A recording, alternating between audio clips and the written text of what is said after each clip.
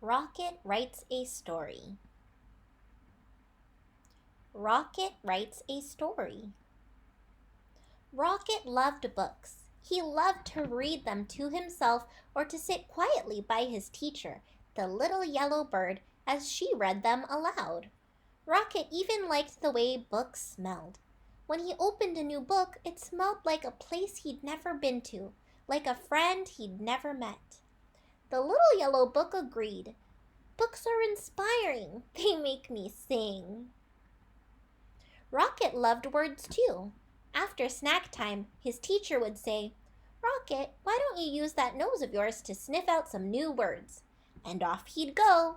He'd fetch some nice ones like buttercup, and bug, and feather, and nest. I'm looking for words, Rocket would announce to anyone who'd listen. Rocket always brought his words back to the classroom and wrote them down. The little yellow bird would help him spell the tricky ones, and then they'd hang them on their word tree. Sometimes the bird added her own words to the collection. This one is small, but I promise it'll come in handy, she'd say. Magnificent, chirped the little yellow bird once their tree was covered. Now, what shall we do with all these splendid words? Rocket thought all afternoon. Then he had an idea. Rocket left school that day with a very waggy tail. I'm going to write a story, he declared to Fred and Emma. My story will be an adventure about the great wide world, he told a butterfly. I will use many words, he explained to Mr. Barker. Hello there, he called as he passed the tree where he had found the word nest. I'm going to write a story. The next day, Rocket returned to his classroom. It was time to begin. He looked down at the blank page and the blank page looked up at him. But no story would come. At snack time, Rocket gave up. I don't know what to write, he told his teacher. Don't worry, the little yellow bird replied. One of the hardest parts of writing is coming up with a good story. But it's one of the most fun, too. Perhaps you want to write about something you've seen? A bug? Asked Rocket. Yes, sang his teacher. Stories need good characters. Or what about something that happened to you? Or something you really enjoy? My favorite stick, suggested Rocket. Of course, said the bird. Or you could write about something that inspires you. Inspires me? Asked Rocket. Yes, something that excites you, the little yellow bird sang. Rocket took a walk and looked for inspiration. He thought about friends he knew and places he'd been. He stuck his nose high in the air and sniffed the gentle breeze. And there it was, a delightful smell of pine needles and feathers. Inspiration. For the rest of the morning he thought about feathers and pine needles. Pine needles and feathers. That afternoon he started to write. In the evening, Rocket followed the beautiful smell until he found himself at the tree with the nest. Hello again, he called into the branches. Is anyone home? He heard rustling from above, but no one answered. I'm sorry to disturb you, but I must tell you that you smell very, very nice. Very inspiring. May I ask who you are? Still nothing. Perhaps I'll come back at a more convenient time, he said, and trotted off.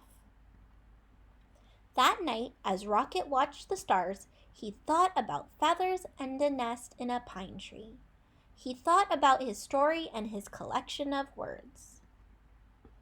On his way to school the next day, Rocket was surprised by what he saw. A brand new word, he said, and it's already written down. It says... He tried to sound the word out. Owl, came a quiet voice from the branches. It says owl, that's me.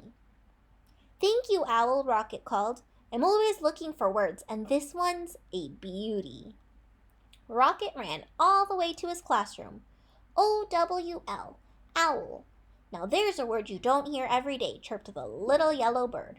Only 3 letters, but what a word. It was a present, explained Rocket, and he added the new word to his story. I'm writing a story about you, Rocket announced proudly to the owl the next morning. The owl poked her head out of her nest, and for the first time, Rocket saw her friendly face. Her big round eyes blinked below feathery tufts. About me? She asked softly. Would you like to come down and hear it? Asked Rocket. Thank you, but I think I'll listen from my nest, the owl answered. So Rocket cleared his throat and began to read. Once there was an owl. She smelled like feathers and pine needles. She lived in a tree. The owl's eyes widened. Is there more? There will be, said Rocket. Each day Rocket worked on his story. He wrote words down and crossed words out. When things were going well, he wagged his tail. When he didn't know what to write, he growled. Sometimes he drew pictures for his story, or took a walk in the meadow to look for inspiration. The little yellow bird encouraged him. Remember, stories take time, she'd say. She wanted to know more about the owl and asked Rocket questions. Why do you think the owl couldn't come down? What color is her beak? What does she do every day? Rocket wanted to know more about the owl too. He visited her tree often and read her his story, which changed every day. The owl was captivated. And when Rocket stopped, she would always ask, "Then what happened?" At last came the day when Rocket knew he was finished. What a fine story, chirped the little yellow bird after she'd read it. Rocket ran to the owl's pine tree. "It's done," he called. "Come listen." And so down and down came the owl till she was right beside Rocket. Then Rocket began to read. He read about an owl with friendly eyes and a beak the color of a buttercup. She lived in a nest high in a tree on the edge of a meadow and smelled like pine needles and feathers. She liked to nap in the daytime and listen to stories. Branch by branch, the owl came down from her nest, Rocket read. She was shy, but she was brave too. Suddenly, Rocket stopped. He wrote something on his paper, then began to read again. One day, the owl came all the way to the ground and became my friend. The owl blinked. Can there be one last sentence? She asked. Can you say, and the owl liked the story very much?